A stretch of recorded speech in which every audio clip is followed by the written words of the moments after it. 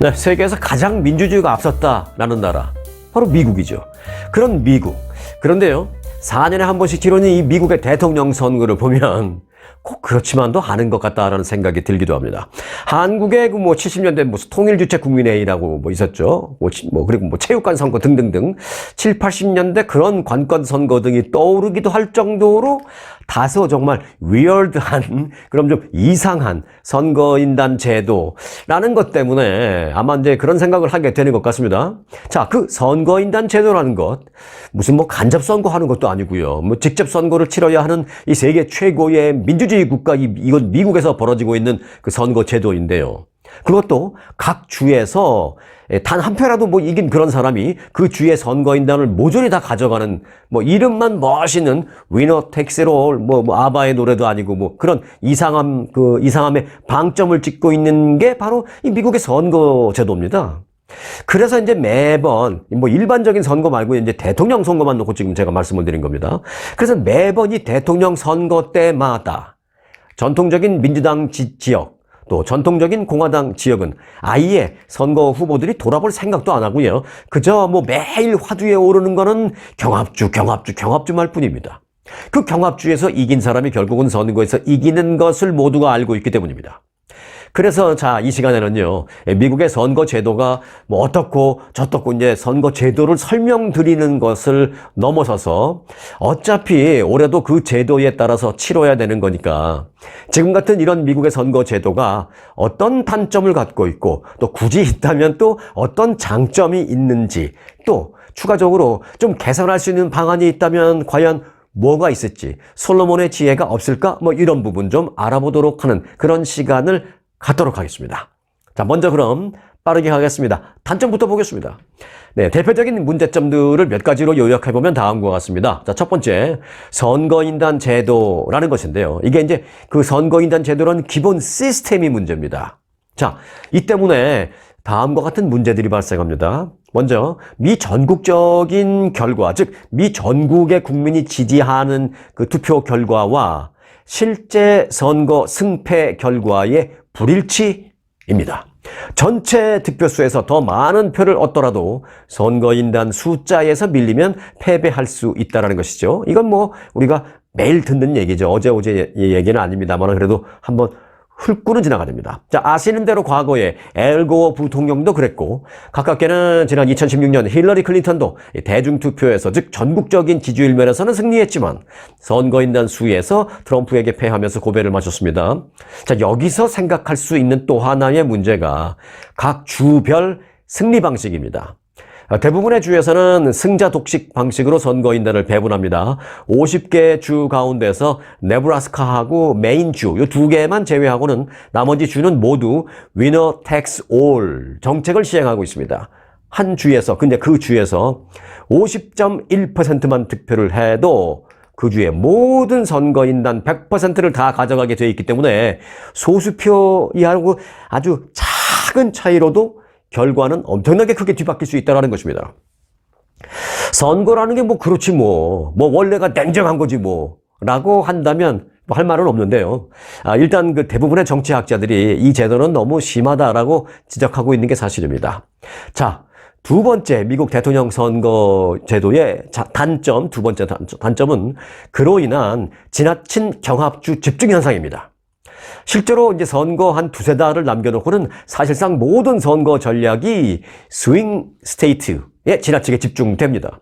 주요 후보들은 승부가 쉽게 결정되지 않는 몇몇 경합주에서만 집중적으로 선거운동을 펼치고, 또 실제 정책도 그 지역에만 좀 좋을 수 있는 각종 그런 정책들을 남발합니다. 경합주 7개를 제외한 나머지 43개 주는 도대체 어쩌란 말인가? 라는 생각이 들 정도입니다.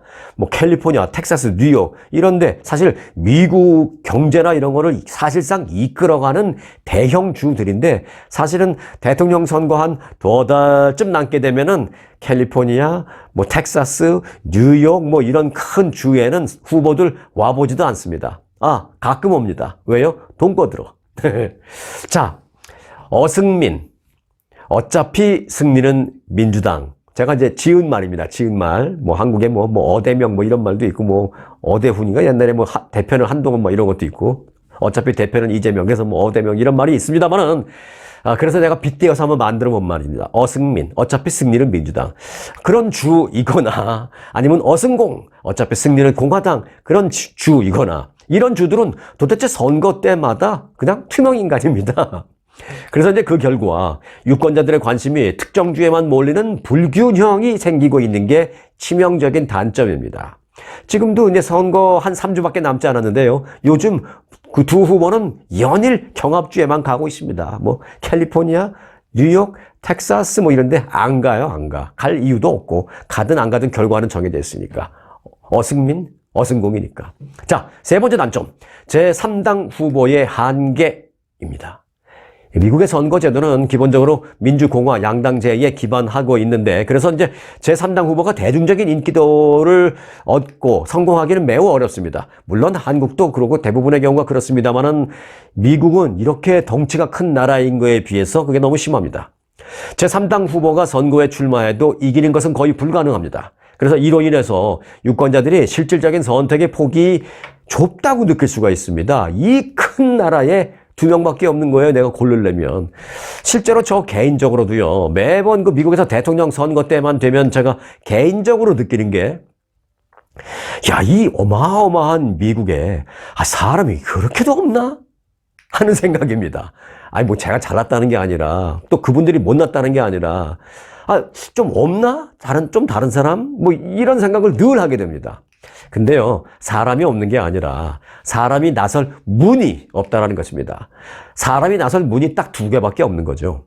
자, 현 미국 선거 제도의 단점 4번째로 가볼까요? 낮은 투표율입니다. 미국 대통령 선거의 투표율은 한국이나 다른 나라와 비교해도 상대적으로 낮은 편입니다. 세계 최고의 민주주의 국가라고 하면 투표율도 높아야죠? 아니요. 그렇지 않습니다. 미국이 아마 각 민주주의를 하는 국가들 중에서 상당히 하위권에 있을 겁니다. 투표율만 보면. 특히 이제 젊은 층, 소수민족, 저소득층 유권자들이 투표에 참여하지 않는 경우 때문이기도 합니다만은 지금과 같은 그 선거인단 제도 때문이다라는 지적도 있습니다. 어승민, 어승공 같은 그런 지역에서는 어차피 뭐 특정 후보가 뭐 이길 건데 뭐 하는 그런 생각. 내가 안 해도 이길 거야. 뭐 그런 생각 때문에 투표장에 안 가는 사람들도 꽤 많이 있습니다.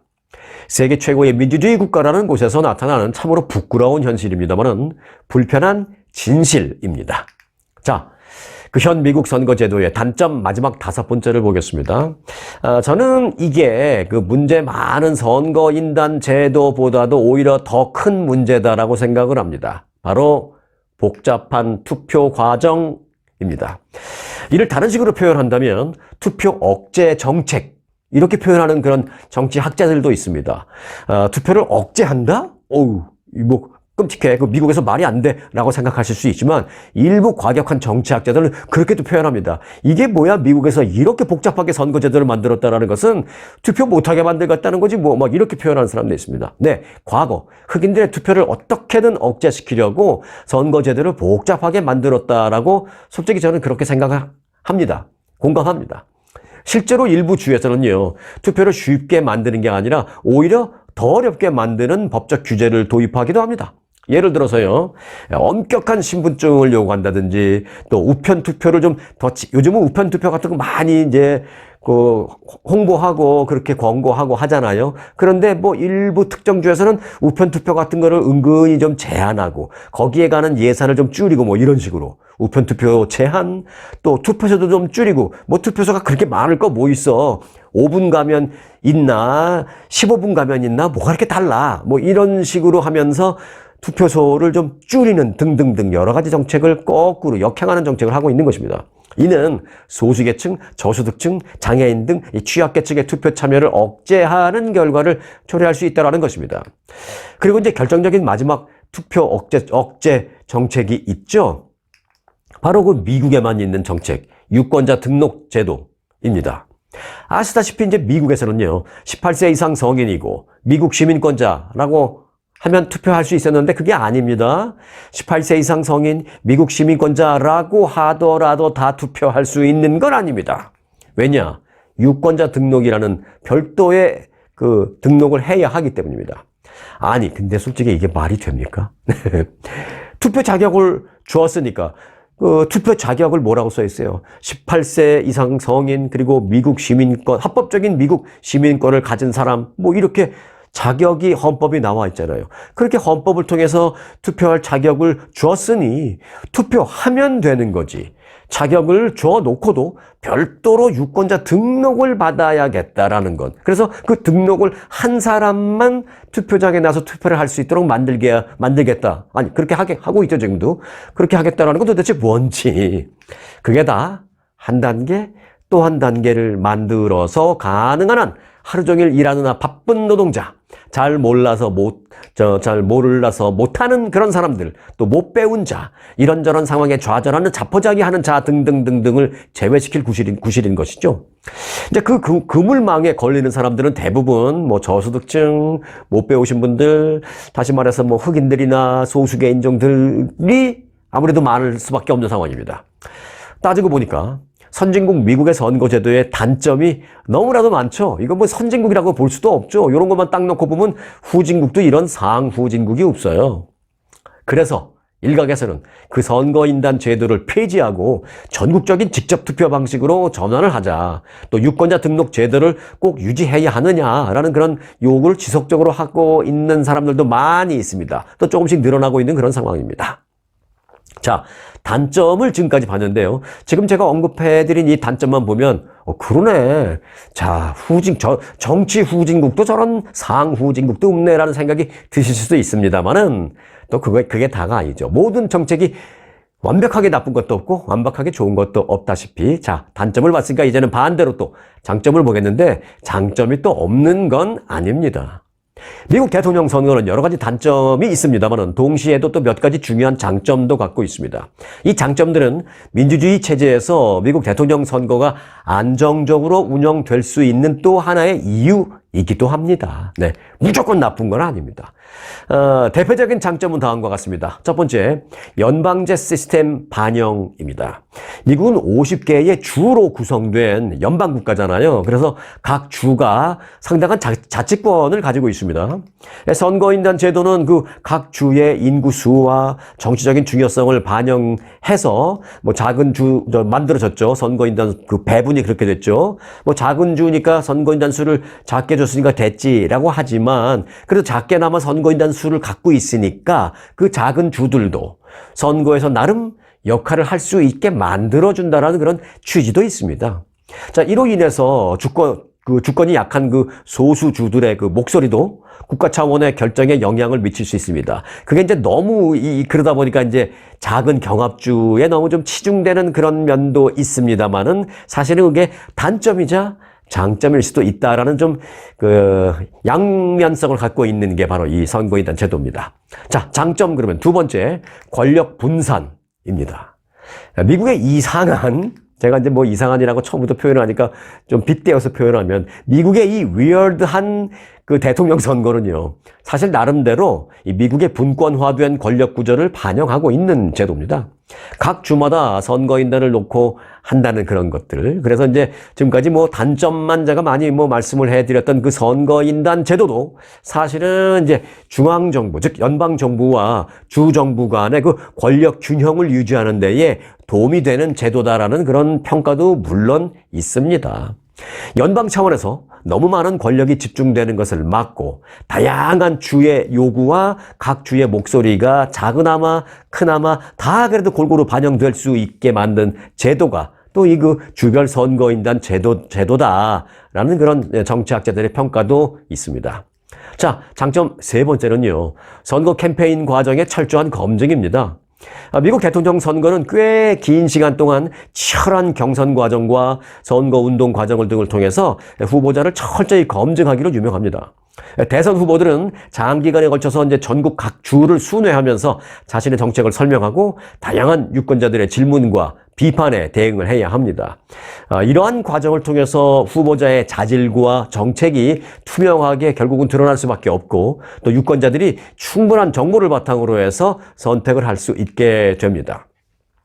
제가 이제 2명밖에 없다라는 것은 이제 단점으로 앞서 말씀드렸잖아요. 이 큰 미국의 대통령 후보를 고르려고 보면 두 명밖에 없어. 그래서 이게 단점이라고 제가 아까 말씀드렸습니다만은 요것도 양면성입니다. 두 명이기 때문에 그 두 사람에 대해서 그래도 확실하게 알 수 있는 기회가 될 수도 있다는 거죠. 대통령 선거 후보가 예를 들어 한 10명 된다면 그거 어떻게 다 일일이 알겠어요.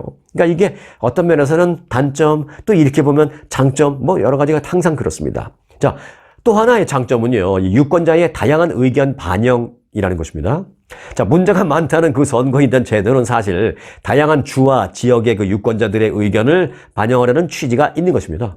각 주의 특성에 맞춘 선거인단 배분으로 인해서 인구 밀집 지역의 그 목소리만 반영되는 것을 방지하고 농촌이나 소도시 인구가 많이 없는 그런 지역도 결국은 뭐 선거인단 수가 뭐 5명이면 5명, 뭐 이렇게 적으면 적는 대로 정치적인 목소리를 그래도 낼 수 있도록 만들어낸 것입니다. 이러한 구조는 국가 전체의 다양성을 존중하는 시스템으로 작용할 수가 있습니다. 미국이 중요하게 생각하는 것 중에 하나가 이제 다양성이기 때문에 그렇습니다. 규모가 작은 한국을 기준으로 바라본다면 어찌 보면 좀 이해 안 되는 부분도 많이 있겠습니다만은 이렇게 덩치 큰 나라를 운영해 나가는 데 있어서는 일정 부분 단점이 있더라도 다양한 유권자의 의견을 넓게 받아들이고 반영하기 위해서는 좀 뭐 어쩔 수 없는 그런 측면이 있다라는 그런 정치학자들의 주장도 그래서 일리 있게 받아들여지는 것입니다. 자, 어떤 것이든 뭐 완벽하게 나쁜 것도 또 완벽하게 좋은 것도 없으니까 그럼 지금부터 이 상태에서 뭘 좀 개선하면 더 나은 미국의 선거 제도가 될까 하는 부분도 좀 고민을 해보고 싶습니다. 자, 우선 다음과 같은 몇 가지 변화를 제시하고 싶습니다. 우선은 그 선거인단 제도 그 일정 부분에 손질하는 것입니다. 개선 또는 개혁 또는 뭐 변화 등등의 다른 표현도 제가 사용할 수 있었습니다만은 제가 굳이 일정 부분에 대한 손질, 이 손질이라는 표현을 쓴 이유는 나름 그 좋은 취지도 있으니까 좀 그 기본은 놔두고 살짝 손질하면 어떨까? 뭐 기본적으로는 뭐 완전히 나쁘다라고 말할 수는 없으니까 일단 기본을 놔두고 살짝 손질을 하는 그런 컨셉으로 가면 어떨까 하는 그런 심정에서 제가 손질이라는 표현을 썼습니다. 쉽게 말해서 승자 독식 방식에서 벗어나서 비례대표제 같은 거를 생각해 볼 수 있습니다. 뭐 한국의 국회의원 비례대표제를 생각하지 마시고요. 일단 그 예를 들어 드릴게요. 예를 들면 이런 것입니다. 현재 앞서 제가 말씀드렸죠. 네브라스카하고 메인주만 그 승자 독식 제도가 아니라고요. 그 두 주가 바로 이제 비례대표 비슷하게 하는 형식입니다. 그런 형식을 아예 모든 50개 주가 그렇게 하는, 소위 저는 이걸 이렇게 부르고 싶습니다. 하이브리드 시스템이라고 부르고 싶습니다. 하이브리드 선거인단 제도라고 부르고 싶습니다. 주별 선거인단 제도를 한 번에 철폐하자라는 게 아니라요. 중간 절충안을 하이브리드 개념으로 생각해 보자라는 것입니다. 자, 쉽게 예를 들어드리면 네브라스카는 5명의 선거인단을 가지고 있습니다. 이 주에서는 주 전체 득표 1위를 차지한 후보가 5명 모두를 가져가는 게 아닙니다. 딴 데는 뭐 1위 차지하는 후보가 50명, 40명 싹 다 가져가잖아요. 그런데 이제 네브라스카 주는 5명인데 주 1등하는, 득표 1등한 후보가 5명 싹 가져가는 게 아니라 1등한 후보가 일단은 5명 중에 2명의 선거인단을 먼저 가져갑니다. 그리고 이제 3명 남잖아요. 그래서 나머지 3명의 선거인단은 그 각 좀 쪼개져, 세 개로 쪼개져 있는 그 각 의회 선거구에서 승리한 후보. 그러니까 네브라스카 주를 3개로 선거구를 나눈 거죠. 그 나눠진 3개의 선거구, 각 구에서 승리한 후보에게 할당됩니다. 쉽게 설명드리면 일단 네브라스카 주 전체적으로는 A 후보가 한 표라도 이겼다면 일단 2명 가져가죠. 그리고 이제 구체적으로 들여다보는 겁니다. 알파와 베타 선거구, 알파, 베타, 감마 이렇게 3개 선거구가 있다고 봤을 때 알파와 베타 선거구에서는 A 후보가 아니라 B 후보가 이겼네. 그렇게 된다면 B 후보가 또 한 명 2명을 가져갑니다. 그리고 감마 선거구를 보니까 A 후보가 또 여기서 이겼네. 그러면 또 A 후보가 처음에 가져간 2명의 선거인단 외에 추가로 1명의 선거인단을 더 가져가는 것. 그래서 이제 3대 1이 되는. 그래서 결과적으로는 주 차원에서는 A 후보가 이겼지만 5명 싹쓸이가 아니라 이렇게 따져서 2명 플러스 1명, 즉 3명 가져가고 주에서 승리하지는 못했지만 그 B 후보가 그래도 2개의 작은 선거구에서 이긴 대가로 1명 1명씩 2명의 선거인단은 가져가는 결과. 이런 식으로 50개 주 전체가 그렇게 하는 것도 한번 생각해 볼 필요가 있다라고 생각합니다. 위너 텍스 올 정책에서 살짝 변화를 준 하이브리드 선거인단 제도를 저는 생각을 해서 좀 이 시간 여러분들과 함께 공유를 해볼까 합니다. 이렇게 되면 또 하나의 좋은 점은 작은 선거구의 결과도 후보에게 직접적인 결과를 가져다 주니까 그 작은 선거구의 유권자들의 투표율이 크게 올라갈 수 있습니다. 재밌는 거죠. 내 표가 바로바로 반응을 하는 것 같으니까 재밌으니까 투표율이 올라갑니다. 이제 앞서 언급드린 대로 정부가 인위적으로 투표 억제 정책을 하려는 게 굳이 그런 나쁜 심보를 갖고 있는 게 아니라면 한 표라도 더 투표율을 올리기 위한 대승적인 차원에서의 노력을 할 의지가 정부가 있다면 저는 이런 하이브리드 제도 필요하다고 봅니다. 자, 그렇게 되면 또 소수 정당의 참여도 높아질 수가 있습니다. 물론 이제 그들이 소수 정당이 집권까지는 못 간다 하더라도 최소한 목소리는 낼 수 있는 기회가 충분히 되니까 미국 정치권의 어떤 다양성 면에서도 훌륭한 대안이 될 수 있으리라 저는 그런 생각이 듭니다. 여하튼 그 개혁을 통해서 미국 선거 시스템은 더욱 공정하고 대표성이 높은 그런 방향으로 나아갈 수 있으면 좋겠다라는 생각을 갖게 됩니다. 그래서 오늘은 현 미국의 선거제도의 단점과 장점, 그리고 어떻게 좀 바꿀 수 있는 더 나은 방향으로 바꿀 수 있는 어떤 솔로몬의 지혜가 없을까라는 어떤 개선 방안까지도 함께 여러분과 함께 제가 생각한 내용을 좀 공유를 해 봤습니다. 자, 이제 대통령 선거가 20일도 채 남지 않았습니다. 이제 내일부터는요, 이에 따라서 선거 제도가 뭐 좋으니 나쁘니 뭐 어쩌고저쩌고 할 시간이 이제는 없습니다. 그래서 이제 지금 미리 말씀드린 겁니다. 자, 과연 이번 대통령 선거에서 누가 미국의 유권자들의 선택을 받을 것이고 또 그로 인해서 미국의 운명은 어디로 흐를 것인지를 바로 내일부터는 좀 직시해야 하는 그 시간밖에는 우리가 남아있지 않습니다. 그래서 다음 주부터는요, 이제 예측 불허의 그 미국 대선 판세를 매일매일 업데이트해서 여러분과 함께 공유를 해 드리겠습니다. 자, 이번 대선을 접하는 우리 구독자 여러분에게 오늘 정보가 유익하셨기를 바라는 마음을 여러분들에게 남기면서 오늘 순서 마치겠습니다. 오늘 영상 여기까지입니다. 대통령상 수상에 빛나는 초특급 아주 투어 모국 관광. 아주 모국 관광의 인기 비결은 전 일정 5성급 호텔의 럭셔리 숙박, 아주만의 27인승 VVIP 버스, 엄선된 맛집들이 선사하는 최고의 식사, 고객들의 표정이 증명하는 아주 단독 모국 관광은 그 누구도 따라할 수 없는 최고 인기 관광입니다. 건강검진도 모국 관광과 함께 하시면 훨씬 더 편리합니다. 모국 관광도 역시 아주 좋은 아주 투어.